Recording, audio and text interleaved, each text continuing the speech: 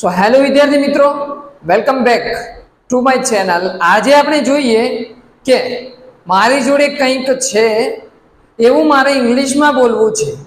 વારંવાર ઉપયોગ થાય છે કે મારી જોડે પેન છે, મારી જોડે બોલ છે, મારી જોડે ચોક છે. તો જેની અંદર તમારી ઓનરશિપ બતાવી હોય ત્યારે શાનો ઉપયોગ કરવો, આ વિડીયોની એન્ડ સુધી જોઈ લેજો તો લાઈફ ટાઈમ તમને કન્ફ્યુઝન નહીં આવે.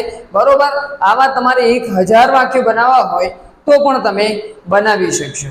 જ્યારે પણ તમારે કંઈક બાબત તમારી પાસે છે, કંઈક પદાર્થ તમારી પાસે છે એવું બતાવવું હોય ત્યારે હંમેશા હેવ અને હેઝનો ઉપયોગ કરવો.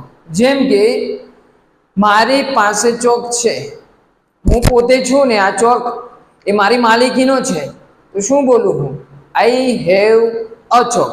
એક ચોક છે માટે અ ચોક. તો શું કર્યું મેં? મારી માલિકી બતાવી. બરોબર, તો હંમેશા માલિકી બતાવવા માટે તમારે હેવ અને હેઝનો ઉપયોગ કરવાનો.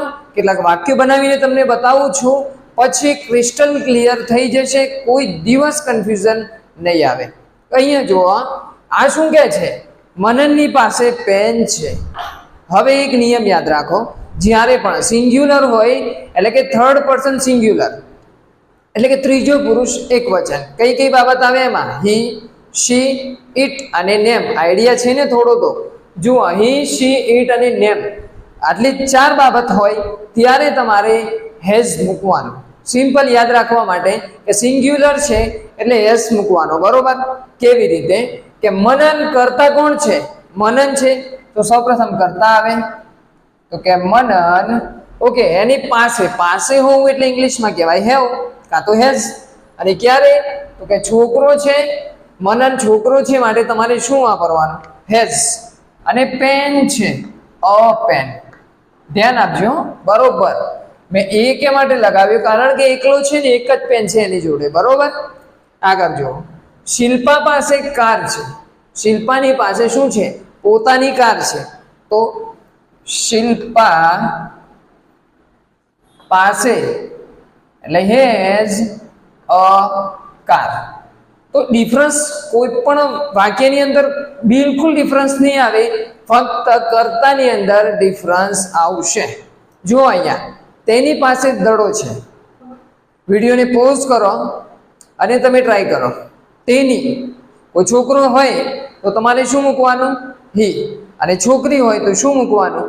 શી. શી અને એની પાસે પાસે એટલે હેઝ, દડો એટલે બોલ. તો શી હેઝ અ બોલ. તેની પાસે એક દડો છે. અને આ બાજુ જુઓ તમે, હેવનો ઉપયોગ આ જે બાકી છે એ જાતે પ્રેક્ટિસ કરી લેજો. કોઈ પણ જગ્યાએ જશો, હેવ અને હેઝ જ્યારે માલિકી બતાવે ત્યારે આના સિવાય કોઈ પણ બાબત ચેન્જ કોઈ દિવસ નહીં થાય. અહીંયા જુઓ, મારે 4 કાકા છે. બરોબર, અહીંયા જુઓ, મારે એટલે આઈ, મારી જોડે આઈ. હવે આઈની જોડે શું મૂકવાનું? તો કે હેવ મૂકવાનું. કારણ કે ત્રીજો પુરુષ એક વચન હોય તો હેઝ, અને આઈ હોય તો શું મૂકવાનું? હેવ. જો આઈ હેવ 4 અંકલ્સ. 4 કાકા છે. આગળ જુઓ બીજું, અમારી પાસે દડાઓ છે. અમારી પાસે, અમારી એટલે વી, અને પાસે તો હેવ શું મૂકવાનું? કારણ કે એક કરતા વધારે લોકો છે તો વી હેવ દડાઓ. એક દડો એટલે બોલ અને દડાઓ એટલે કે બોલ્સ. We have balls. અમારી પાસે દડાઓ છે. તો વિદ્યાર્થી મિત્રો, ક્રિસ્ટલ ક્લિયર થઈ ગયું હશે. થોડો ડિફરન્સ નહીં આવે. હંમેશા કરતા કદાચ ચેન્જ થતો હોય અને હેવનો નિયમ યાદ કરી લો અને હેઝનો નિયમ યાદ કરી લો. પછી આ જે પણ વાક્યો બાકી છે તમે જાતે પ્રેક્ટિસ કરો, અને ના આવડે તો કોમેન્ટની અંદર તમે લખી લેજો. હું ફરીથી એને ક્લિયર કરાવીશ. અને વિડીયો ગમે તો લાઈક અને શેર કરો.